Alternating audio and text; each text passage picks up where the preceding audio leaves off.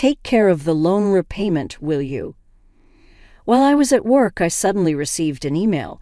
When I hastily contacted him, Greg calmly began to explain, "Oh, sorry about that. I've fallen for a woman. I've decided to start a new life with her." Moreover, he was planning to take the luxury car that he had recently bought in my name with a loan. Despite my attempts to stop him, my husband ignored me, ended the call abruptly, and then became unreachable. In the end, Greg disappeared with his mistress, leaving behind a huge debt. As a mother to our 10-year-old son, I never imagined such an unfair situation would arise. I was at a loss, not knowing what to do, my mind going blank. I am 35 years old. My name is Hannah. My husband, Greg, is the same age. We were a family of 3, including our 10-year-old son, Ryan. Ryan has been incredibly smart since he was young, reading papers on the computer and asking for my opinion on them. Despite being baffled by such complex topics, I was always amazed by his intelligence. In contrast to Ryan, Greg was unstable, never holding down a steady job. I worked full-time, feeling anxious about our future. However, around those days, Greg would finally manage to keep the same job for 3 years, earning a stable income. Lately, Greg talked about making memories with the 3 of us, and we decided to buy a $35,000 camper van. However, since Greg couldn't pass the finance company's loan review under his name, I ended up taking the loan for the car. Then, on the long-awaited delivery day of the camper van, something unexpected happened. I received an abrupt email from Greg saying, "I'll graciously take the delivered camper van since the loan is in your name. You'll handle the repayments." I called my husband immediately, not understanding what it meant.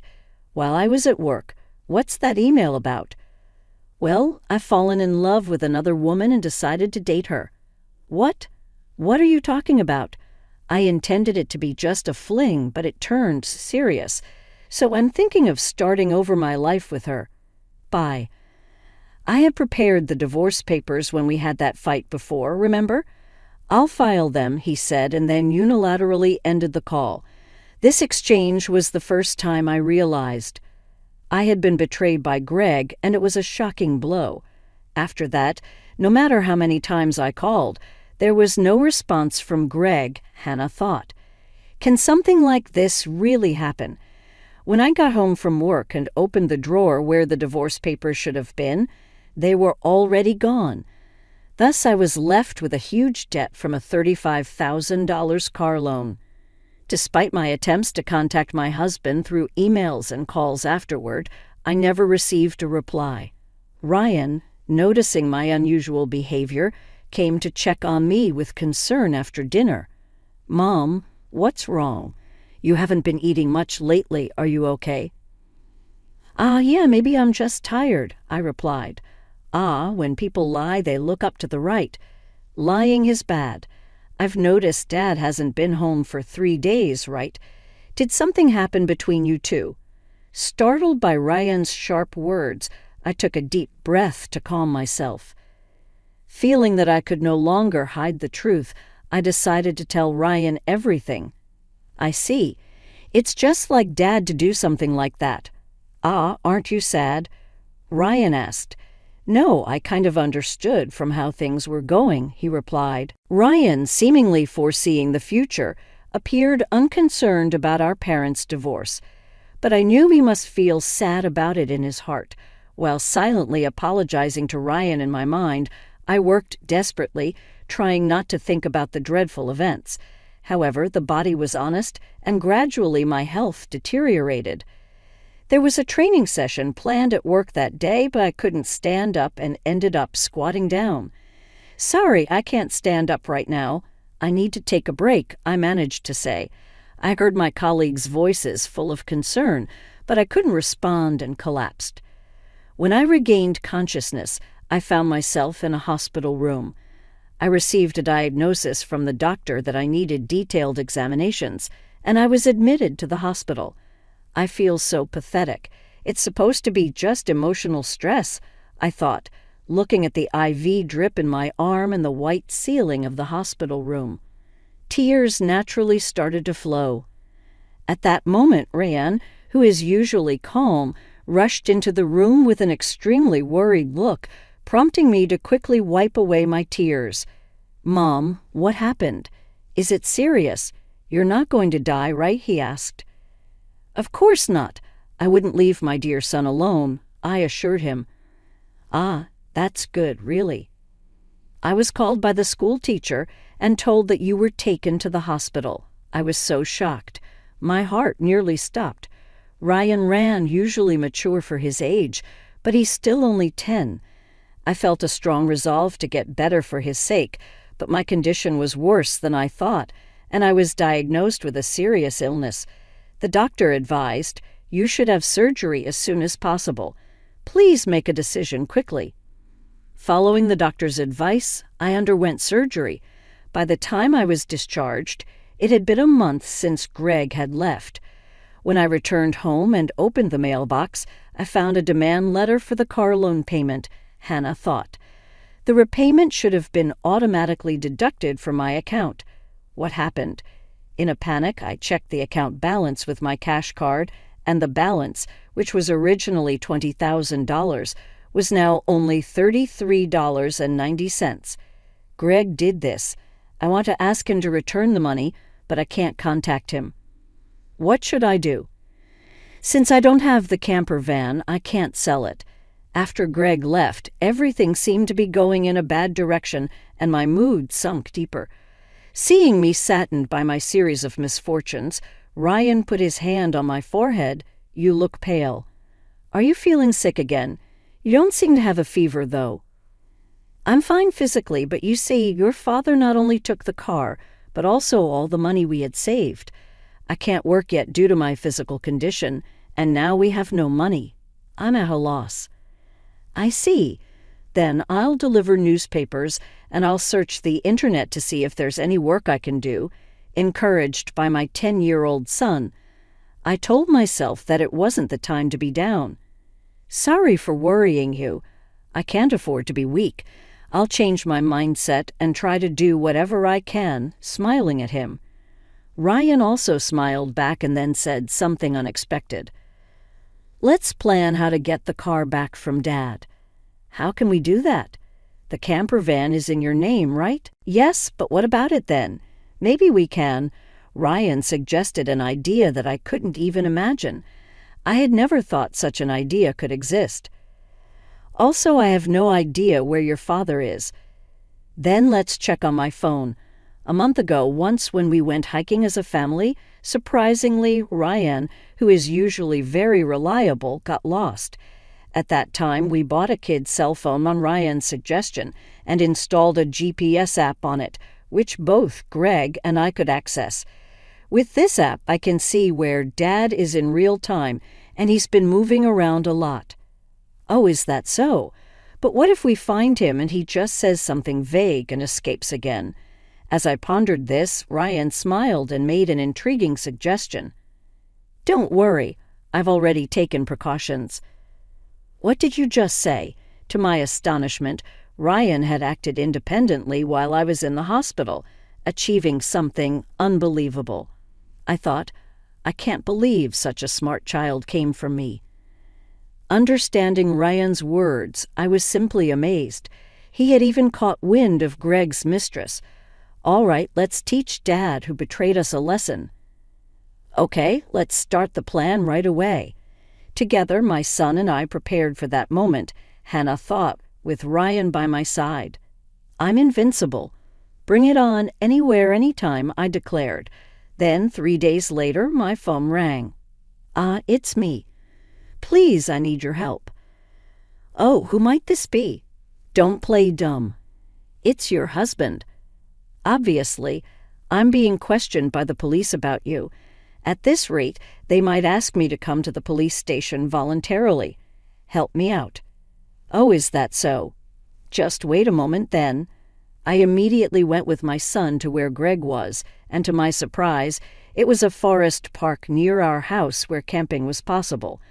Greg was being questioned by the police in front of his car, looking bewildered. Feeling pathetic, I sighed and told the police, "We need to have a talk as a couple," and asked them to return for a while. At that time, Greg seemed uncomfortable being watched by the people around us and urged Ryan and me to get into the car. Inside the car, Greg's mistress was sitting cross-legged, glaring at us, but that was no longer important. "Sorry about that. Thanks for coming. But why did the police suddenly show up at my place? I don't get it." "That's because I filed a report about the missing camper van." "What? Why would you do that?" "It's obvious, isn't it? My car was stolen." Greg, foolishly thinking that actions between spouses can't be criminal, was saying nonsensical things, but the world isn't that naive, you know. "You filed for divorce, remember?" "Forgot. So we are strangers now, and you're driving a stranger's car without permission. That's a crime. Ryan figured all this out. Typical sharp as ever, that kid. But I didn't steal the car. I just borrowed it for a bit." "Oh, is that so? Well, I'd like to use my car now, so could you return it? That would be really helpful." As I reached out my hand, asking Greg to return the keys, he reluctantly handed them over after confirming it was returned. Ryan quietly started talking. "Hey, why did you abandon your family and choose to play around with this woman?" Caught off guard by his son's unexpected question, Greg was flustered and awkwardly scratched his head. Seeing this, Greg's mistress chuckled smugly and started talking. "It's because I'm more attractive than your mother. Look at me, you can see it, right? He fell head over heels for me and decided to leave his family." "Quiet. I didn't ask you, old lady." "Dad, you answer." Ryan was silenced by Ryan's stern tone, but Greg remained quiet. "If you can't explain, that's fine. I'll just have the police come back and arrest you." "Wait, hold on." Okay, I'll talk. Mandy, it turns out, joined Greg's company 3 months ago. They were attracted to each other and became involved at the welcome party for new employees. Later, it was discovered that Mandy was pregnant, and Greg decided to start a new life with her, leaving us behind. "And why did you take the camper van?" "I quit my job and thought about selling the car for money. But it seems like you were using it quite a bit, weren't you? I thought it was a waste to sell it right away, so we decided to go on a trip." "Wait, how do you know all this?" "Remember when Ryan got lost? After that, as a precaution, we bought him a kid's cell phone and installed a GPS app. Did you forget?" "We installed it on your phone, too, so I knew where you were all this time. By the way, I later found out from Ryan that he had pretended to get lost during our family hike because he wanted a cell phone. I was amazed at Ryan's ability to think and act so strategically. I suspected something was off with Dad, so I came up with this plan to monitor his actions. You really are a terrifying child. I will never become an adult like you, Dad, who betrays important people without a second thought." Greg, faced with the hard truth Ryan told, was a pitiful adult unable to offer any rebuttal. In contrast, seeing Ryan, only 10 but able to think and speak his mind firmly, gave me a sense of strength as a mother. I felt I couldn't lose, especially in settling things properly. "Also, return the $20,000 you withdrew from my account right now. That was our joint property as a couple." "I don't have to return it. No, it's not that. Money was what I saved little by little since I was single. After all, you always quit your jobs midway, so we hardly ever saved money together, did we?" I was appalled to hear that the $20,000 had been squandered by Greg and his mistress. It was the moment I felt relieved about divorcing him. "So that's how it is. But if you stole and used the car and my money, that's going to be a serious crime." "What? I just sent the police away, so it's not their business anymore, right? I only said we would talk. I have no intention of withdrawing the complaint. I must add the theft of my money to the report." "Mom, should I call the police now?" "I can do it with just one button on my phone. Mandy, Greg's mistress, had been watching our conversation, but quickly tried to get out of the camper van at that moment. She let out a scream that echoed around. The reason was that outside the car door, Mandy's parents were standing, their faces red with anger, about to explode in fury. Startled, she stepped back as her parents yelled at her. I'm sorry. Don't be so angry. But why are you here, Mom and Dad?" "I called your parents beforehand." "What? Why?" The truth was, during my hospital stay, Ryan had visited Greg's office and tearfully told them, "My dad left the house with a woman we don't know, and my mom collapsed." Seeing Ryan's sorrowful and frail state, the people at Greg's office suspected Mandy, who had left the company with Greg, and gave Ryan her parents' address. Greg and Mandy had been overly friendly at the office, and there were photos showing them together at the welcome party for new employees, looking like a couple. After learning from the office people that Mandy commuted from her parents' house, I went there with your photo. Your parents came out when I visited, then I told them everything that had happened. So today I contacted Mandy's parents and asked them to wait nearby for a while. How could you do this to me? The worst. I don't want to hear that from you. That's my line. By the way, your stomach seems quite big. When is the baby due? In 3 months. What? Wait a minute. That doesn't add up with when you met my husband. You two met only 3 months ago, right? What's going on? It's not time for the baby to be born yet. Greg, hearing this for the first time, stared at Mandy, eyes wide. Wait, what does that mean? Are you stupid? Don't you get it? It takes about 9 months from conception to birth, which means the child she's carrying isn't yours. You're so foolish. What do you mean, Mandy? Have you been deceiving me? I almost got away with it. Can't help it now that I'm caught. You're so naive. You can't see through lies at all. Really a fool. Don't mock me. My whole life is ruined because of you. What were you thinking? Greg and Mandy started an ugly argument, but nobody intervened, letting them have it out. Meanwhile, we contacted the police again to explain the situation.